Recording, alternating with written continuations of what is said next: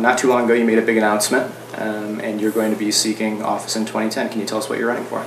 You bet, Nick. And first I want to say thank you for giving me the opportunity to talk with you on Right Michigan and wherever else you transmit this and where it goes. But these issues are so important that you put on your blog, and I really admire how aggressive you are in talking about issues of the day that are important to people across the state and across this country. And your question is, what's the future for Bill Schuette? Well, my wife and I, back in 2007, spent 10 months talking about what's the next journey, what is our path in terms of public service, because I've served as a United States Congressman, I've served as our Republican candidate for the United States Senate, I've been a judge on the Michigan Court of Appeals for 6 years, I've served as a state senator and agriculture director under the administration of John Engler. So the question is, what was the next role for me in terms of service?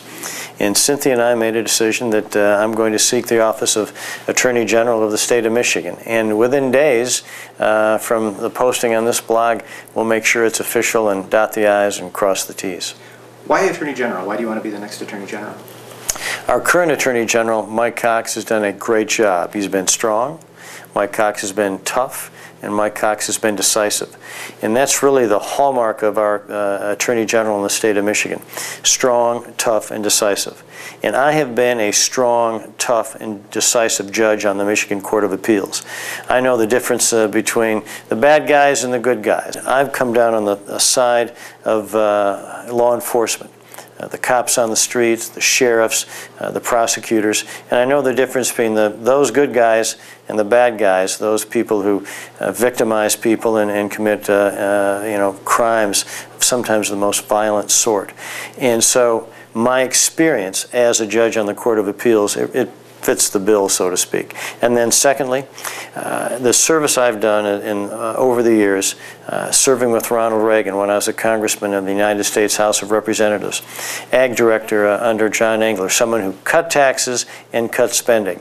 And those experiences, the performance I've done on the job, are important, I think, for Michigan, where this is a critical time when you see unemployment at 13.8%, and during these kind of lost Democrat-led years in Lansing, where the solution to solve Michigan's problem was to raise taxes, that Michigan business tax and the opportunity to raise taxes and that 22% surcharge, we need to scrap that and start over. And it's part of a transformation of our state, not just mere reform, not just change, those words that are often uttered too often, but we need to have a major transformation of Michigan, or otherwise we're going to be some sleepy backwater where people come and visit, because our summers are nice up north. That's not the Michigan I know. That's not the Michigan I want to be a part of. You've served in various capacities. A lot of folks in Michigan know you. A lot of folks don't know you. So just by way of background, you mentioned the tax issue. A couple of the other big issues that people really care about. Where are you on the right to life? Where are you on the Second Amendment?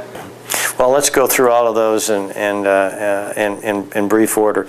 I'm a 100% right to life. I'm a pro-life candidate for Attorney General. I've been blessed to have the support of Right to Life when I was a United States Congressman, when I was our Republican candidate for the United States Senate, as a state senator, and as a judge on the Court of Appeals. I've been fortunate to receive the support of committed people across the state who stand for the sanctity of life, and that's how my wife and I operate as a couple, and that's our faith. I'm a pro-Second Amendment person. I'm a deer hunter. My son and I, we go deer hunting together his first year last year, and we got our turkey licenses and all of that. And so I understand the importance of the right to bear arms and for protection and defense of our liberties that is just crafted in our Constitution. And I've always been fortunate to receive the support of the National Rifle Association, which I appreciate. You mentioned the time in Congress, the time on the Court of Appeals, which is a nonpartisan post.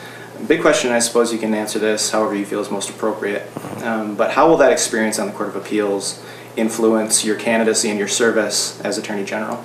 That experience on the Michigan Court of Appeals as a judge day in and day out will help me in terms of being a strong, decisive, tough judge or Attorney General that Michigan needs. So that's important. And then secondly, our state's going through a tough time. We need to make sure that we send our very best warrior, our very best fighter to be the next Attorney General. The Democrats, they want to take this state over. They want to take over the Attorney General position. They want to take back the Secretary of State position. We need to make sure that our messengers, those who are going into battle, can communicate clearly on the issues of the day. We need to send our very best warriors, so to speak, who can block a punch and also fight back on issues and values and the consequences of good decisions and bad decisions. And I think I know I have that ability, and that's some of the credentials I bring to bear. By way of judicial philosophy, what is your judicial philosophy, and who is your favorite U.S. Supreme Court justice? That's a good question. I was a strong, tough judge, and I applied the law as it was written by the legislature and signed by the governor. What is important, I believe, is that our judges, they don't act as a fourth branch of government.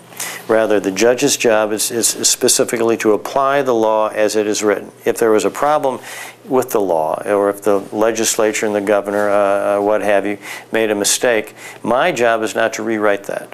That's the job of the legislature. So some of those liberal activist judges, when they see a problem they might not have liked the answer, they would rewrite it. That's wrong. I was a strict constructionist. I applied the law and the Constitution as it is written.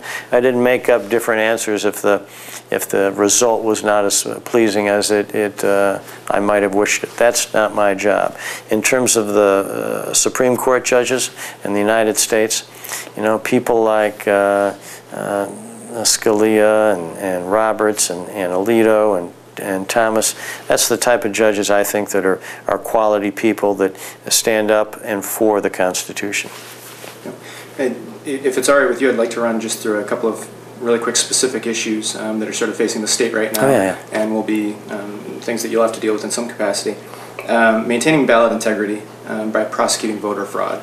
First of all, with groups like ACORN, do you view groups like that as a legitimate threat to the ballot integrity? Is fraud happening? And second, what can the Attorney General do to discourage folks from tampering with the election process? Well, you have kind of a couple of different roles here, but the number one job of the Attorney General of the state of Michigan is to make sure that that he or she is the chief law enforcement official for the state of Michigan, and I will be that, and my experience as a judge helps. In terms of groups, whatever side of the spectrum they might be, the importance here is integrity, honesty, and transparency in terms of the process of voting.